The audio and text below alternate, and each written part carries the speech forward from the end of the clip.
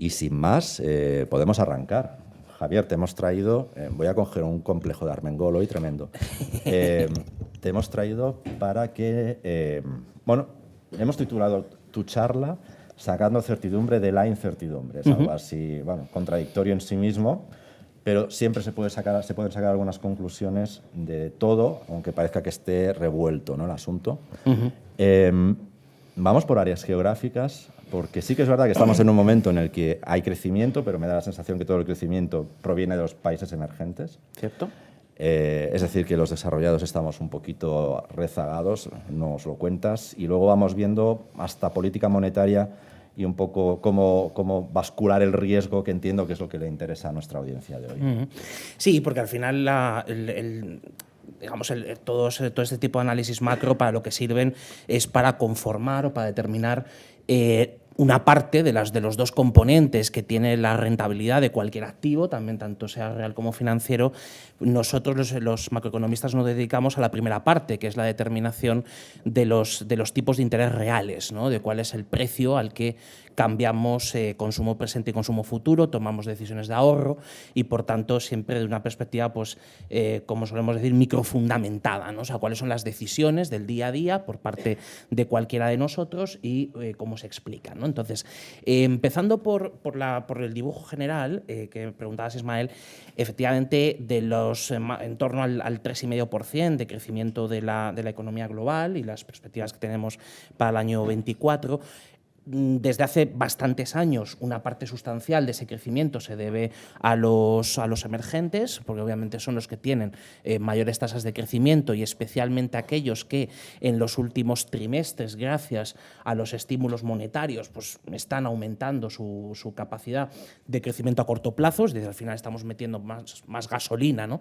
para poder mantener tasas de crecimiento más o menos elevadas con respecto a lo que nuestras economías dan de sí. Ahora hablamos un poco de esa historia, pero donde está, y que no solo, bueno, antes de la pandemia ya lo teníamos, porque teníamos un claro agotamiento de la fase alcista del ciclo, ya estábamos en plena fase descendente, la pandemia lo agravó, lo llevó a la recesión, luego a partir de ahí volvimos otra vez a tasas de crecimiento. Entonces hemos llegado a un punto en el que podemos de una manera muy simple dividir los países y dividir los crecimientos de las áreas geográficas en dos bloques.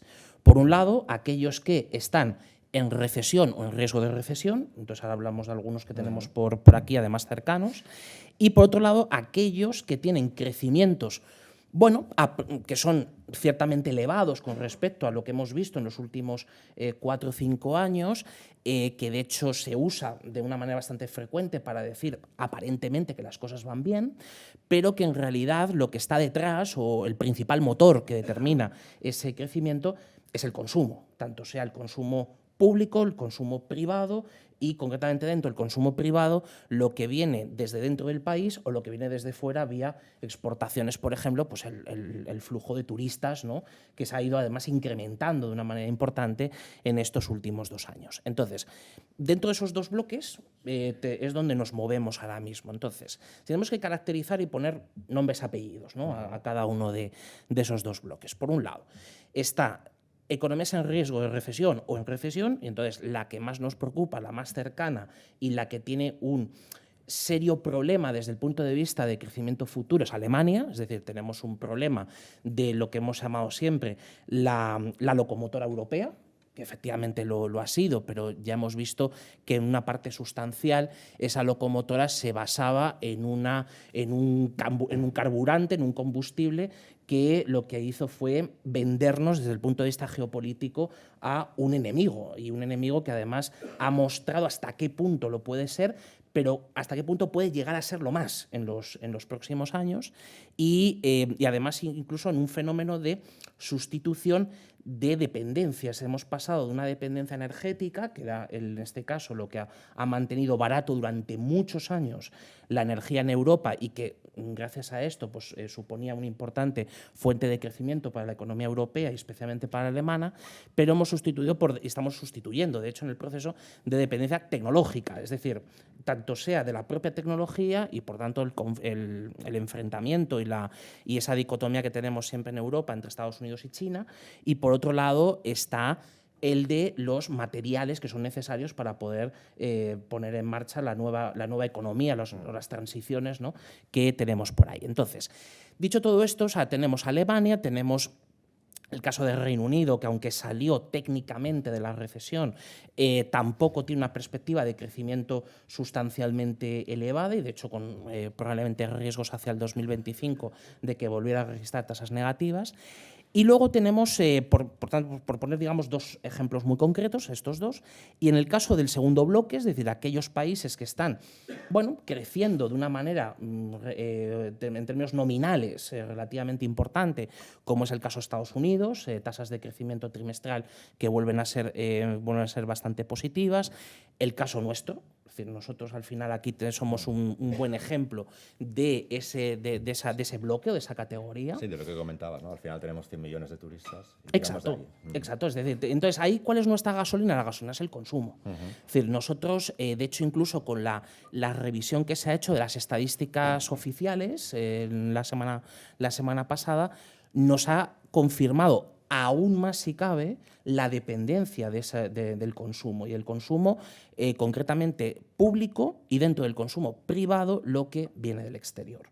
Entonces, por poner algunas cifras más, desde el año 20, el crecimiento total con esta revisión estadística de los últimos hasta ahora es del 3,5%, del 3,6%, perdón, del cual 2,7 puntos se deben al consumo público. Es decir, estamos dándole a la máquina de hacer dinero, pero no en la de la monetaria, que luego hablaremos de ella, sino la fiscal, es decir, el gasto público y, evidentemente, también la recaudación de impuestos. Entonces, en estos casos, por ejemplo, el caso de Estados Unidos es muy interesante. Cuando una economía lo que hace es, nos quedamos con el hecho de que estamos creciendo mucho, entre comillas, con respecto a lo que son las medias y con respecto a que nos comparamos, es decir, con, por ejemplo, sea la Europa 27, sea la media G7, la media OCDE.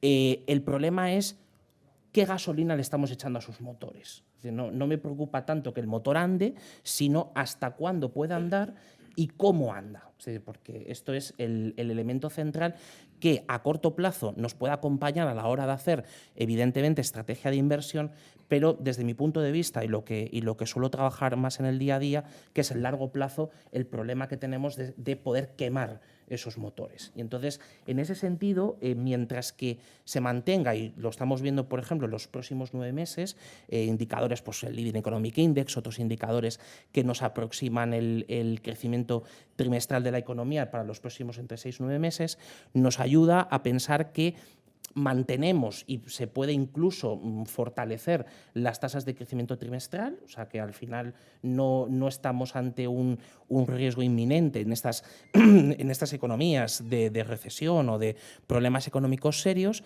pero ahí está el explicar por qué. Y entonces, en el por qué es fundamentalmente, por un lado, una contribución que sigue siendo enormemente importante el consumo público y, por otro lado, en el caso de España, de los famosos 100 millones de turistas, todavía no hemos llegado a ello, pero estamos a punto de llegar. Pero nos dejáis redondear, ¿no? Y dejamos, sí, para entendernos, ¿no? Y luego, evidentemente, con el problema en el que se generan en estas economías que crecen a base de consumo, que es no tenemos espacio para invertir. Y entonces ahí está el famoso informe Draghi, el famoso informe Letas, es decir, todo eso que se ha dicho en estos meses. Déjame detenerme un poquito, creo que vamos bien de tiempo. El famoso informe Draghi me llamó la atención, había como las 3Ds, creo que no soy el primero en bautizarlo así, ni mucho menos, que era descarbonización, digitalización, y me llamó muchísimo la atención la última D, que es desregularización. ¿Cómo está afectando? Porque no seríamos ni el primer foro económico, ni seremos el último probablemente, en el que escucharemos voces, sobre todo en foros quizá un poco más empresariales, en los que se quejan de un exceso de regulación contra la productividad. Esto lo entronco con, ayer leí un artículo maravilloso que estamos a punto de publicar en Inversión a través de nuestra web, que viene a titularse como "Se están haciendo realidad las pesadillas industriales de Europa", todas ellas. Cierto. ¿Cómo entroncamos el informe Draghi? Parece que von der Leyen quieren vedar el asunto, quiere meterle mano al asunto, pero bueno, luego también chocas con los distintos intereses políticos de cada Estado miembro. Al final, todo esto en la coctelera, ¿cómo nos puede afectar en los próximos 5, 6 años, 7 años? Creo que es incluso el horizonte de presupuestos para la Unión Europea. Cierto, de hecho se tiene que empezar ya desde el año que viene, ya empieza la cuenta atrás para preparar el siguiente presupuesto europeo que se vendrá a partir del 2027, o sea, el que tenemos ahora todavía estará vigente hasta el 27.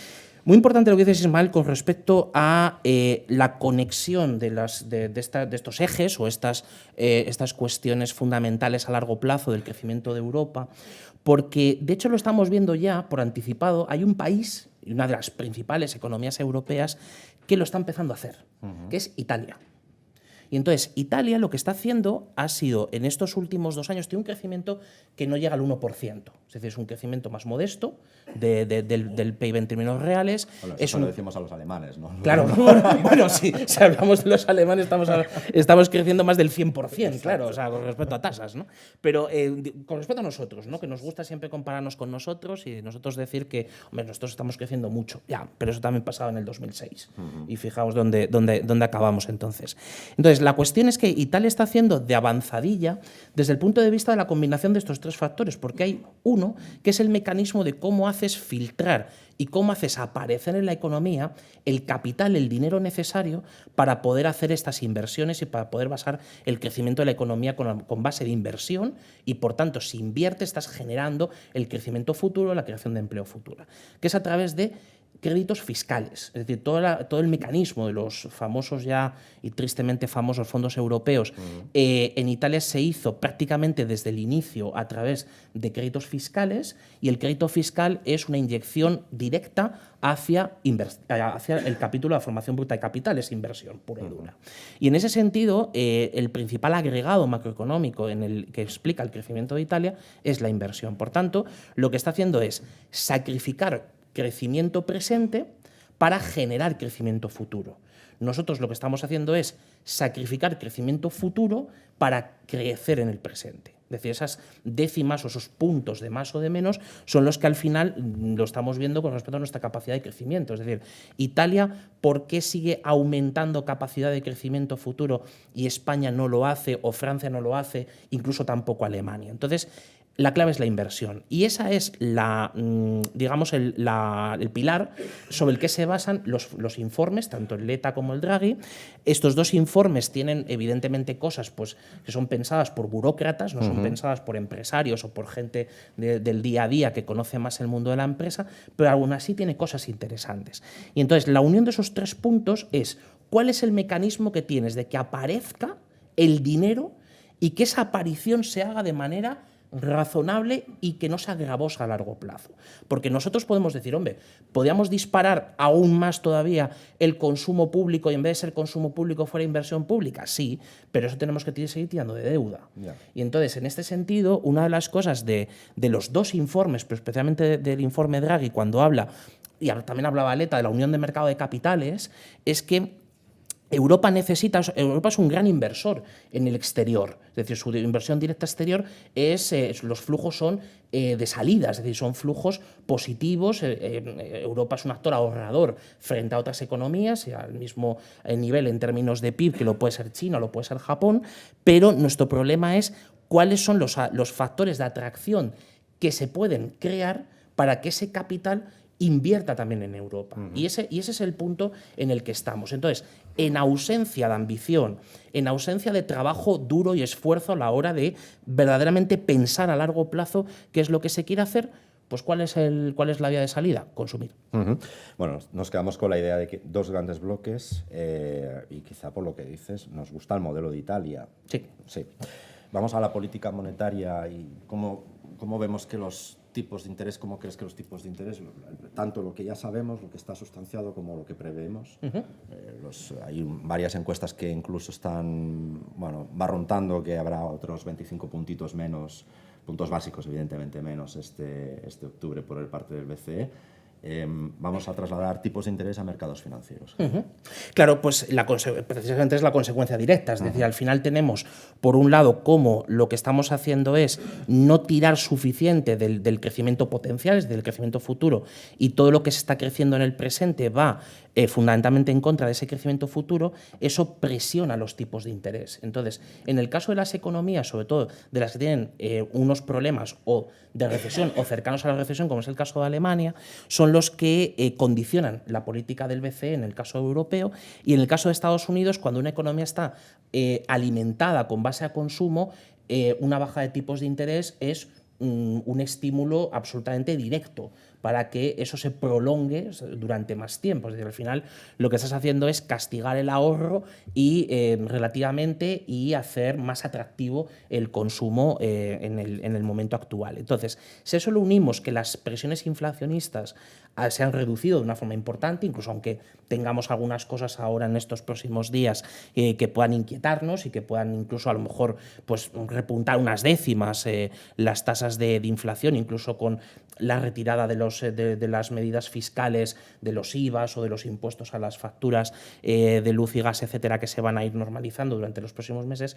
A pesar de que repunte un poco, incluso que los mercados de futuros, sobre todo en materias primas, marquen algunos precios al alza, el problema que teníamos de inflación desde el año 22 lo hemos corregido suficiente. Con lo cual tienes los dos bandos, es decir, por un lado, por el bando de la macroeconomía, del crecimiento del PIB, como tanto las economías con base a consumo necesitan bajadas de tipos, como aquellas que están en recesión también, para intentar no quemar más el crecimiento futuro, unido a las menores presiones inflacionistas, hace que tengamos una tendencia muy clara de que los precios del dinero pues vayan bajando de aquí en adelante. Es decir, que no, por uno de los miedos, ¿no?, que podíamos tener el año pasado era que se diera la vuelta, es decir, que hubiera un momento, unas circunstancias internacionales, de los propios ciclos de las materias primas que hicieran, o de la propia política monetaria, porque aunque hemos subido mucho los tipos de interés, no perdamos de vista de que apenas se ha retirado dinero del mercado. Es decir, los agregados monetarios, en el caso de Europa, han tenido, pues contando con los últimos datos que tenemos del mes de julio, apenas han tenido en año y medio tres caídas mensuales. Es decir, que en realidad el dinero que sale de los bancos centrales sigue saliendo a pesar de haber subido de una manera muy importante los tipos de interés. Y eso también es la gasolina que ha ido manteniendo algunas economías, como es el caso de la nuestra, para que por ejemplo, pues los tipos de interés en el mercado hipotecario o los del crédito al consumo no se tensionaran como ha ocurrido en otros momentos históricos donde se producía una subida de tipos generalizada. Terminamos. ¿Qué ideas fuerza está lanzando la economía o la situación económica que nos has descrito que puedan utilizar los asesores financieros para su día a día, tanto para armar carteras como para incluso redistribuir riesgos en las que ya tengan montadas? ¿Qué les dirías? Sí, yo creo que hay tres elementos. Por un lado, es muy importante distinguir crecimientos altos de crecimientos sanos.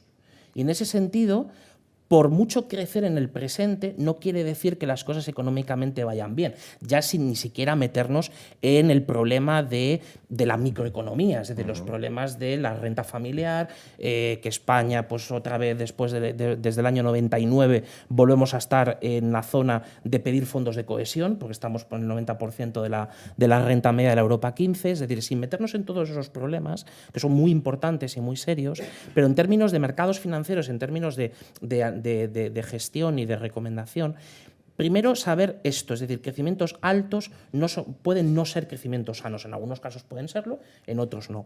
Por ejemplo, lo tenemos ahora mismo con China, es decir, todo el estímulo monetario que se está haciendo en las últimas semanas, lo que contribuye es a sostener al menos las tasas de crecimiento, pero no significa que la economía real esté verdaderamente reaccionando positivamente a los cambios que se han ido dando.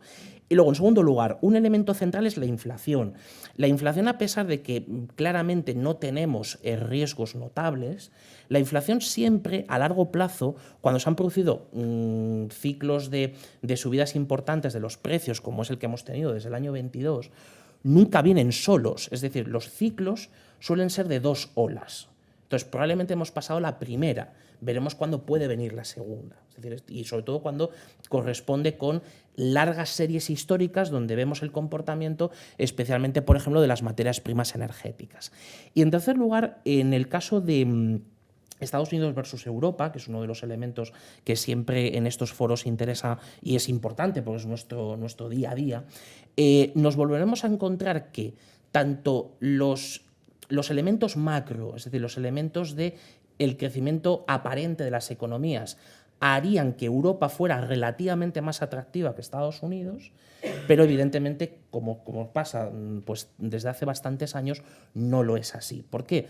Porque toda gasolina que se introduce en Estados Unidos se traduce inmediatamente en crecimientos de los beneficios por acción y de las expectativas de crecimiento de las empresas, pero fundamentalmente las empresas que tienen mayor ligazón al ciclo. Y ahí es donde volvemos a encontrarnos con el factor consumo, es decir, con el factor gasto y no con el factor inversión.